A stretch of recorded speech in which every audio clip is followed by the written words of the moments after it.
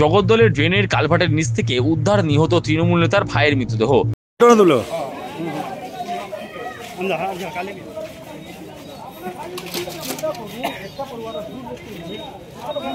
2024 সালের 13ই নভেম্বর নৈহাটি বিধানসভা কেন্দ্রের উপনির্বাচনের দিন সকালে দুষ্কৃতীদের গুলিতে খুন হন তৃণমূল নেতা অশোক সাউ।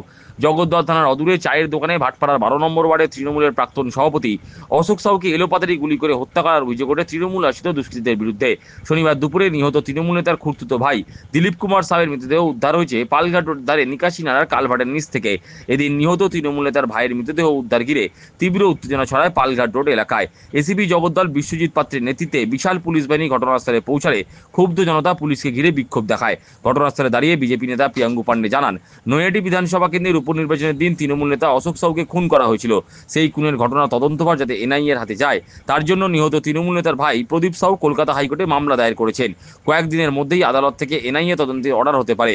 তার মধ্যে ড্রেনের কালভার্টের নিচ থেকে তৃণমূল নেতার ভাই দিলীপ কুমার সাউয়ের মৃতদেহ উদ্ধার হলো। কয়েকদিন ধরে নিখোঁজ ছিলেন দিলীপ সাউ।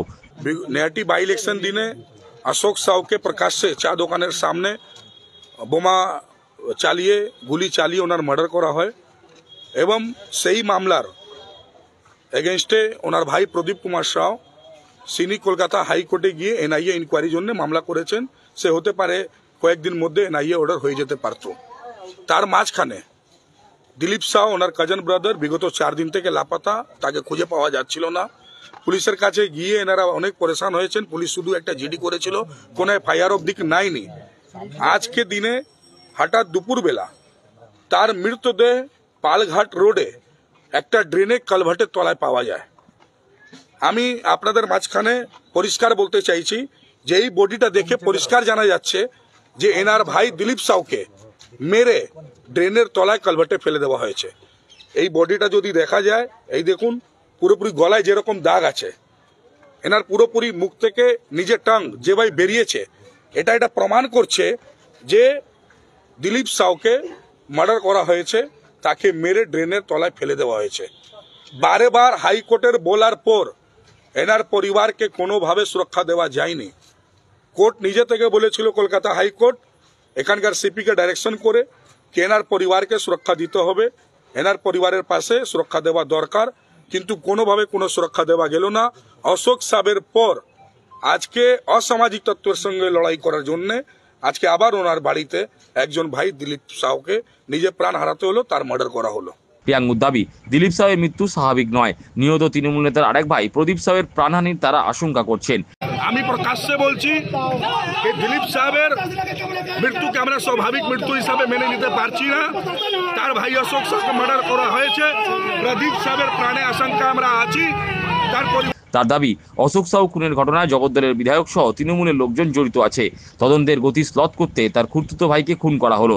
ভিডিওগ্রাফির মাধ্যমে ময়নাতদন্ত করার দাবি করলেন বিজেপি নেতা প্রিয়াঙ্গু পান্ডে। অশোক সাউ মার্ডারে এন্টি সোশ্যালদের সাথে সাথে তৃণমূল কংগ্রেসের কাউন্সিলরে নিজের পরিবারের লোক থেকে নিয়ে জগদ্দল এমএলএ সোমনাথ স্বামী চিনির সমস্ত লোকরা সংলগ্ন আছে। এই মামলাটা যদি সত্যি এনআইএ ইনকোয়ারি করে, যেরকম আমার মামলা ইনকোয়ারিতে আজকে 18 জন ধরা পড়েছে, নিশ্চয়ই আমি বলতে পারছি যে আমার মামলায় আজকে হোক কালকে হোক সোমনাথ স্বামী চিনি জেলে যাবে। সেই রকম অশোক সাউ মার্ডার কেসে ডাইরেক্ট ইনডাইরেক্টলি সোমনাথ স্বামী চিনি এবং তৃণমূল কংগ্রেসের লোকজন জড়িত আছে বলে অশোক সাউ মামলাটাকে আটকাবার জন্য, সেই মামলা ঠিকভাবে ইনকোয়ারি না হোক তার জন্য এই পরিবারটাকে ভয় দেখানোর জন্য আজকে আবার তার বাড়িতে একজন দিলীপ সাউকে মার্ডার করা হলো। কি পদক্ষেপ নেবেন? নিশ্চয়ই আমরা যেটা কোর্টের যাবার সেটা চাইবো। আজকে দিনে প্রথম আমাদের যে ডিমান্ড হচ্ছে যে দিলীপ সাহেবের এই যে মৃতদেহ আছে তাকে পোস্টমর্টম ভিডিওগ্রাফি জাজের সামনে করা হোক। ওনার যদি পোস্টমর্টমটা ভিডিওগ্রাফি সামনে হয় তাহলে নিশ্চয়ই সেই পোস্টমর্টম রিপোর্ট সঠিক আসবে, নাহলে পোস্টমর্টম রিপোর্টেও তারা কিন্তু এইদিকে ওদিকে কিছু করতে পারে। তাই জন্য আমাদের ডিমান্ড এখানকার সিপি সঙ্গে যে আপনি ইমিডিয়েট এটার মধ্যে অর্ডার করুন যে পিএমটা ভিডিওগ্রাফি দিয়ে হবে।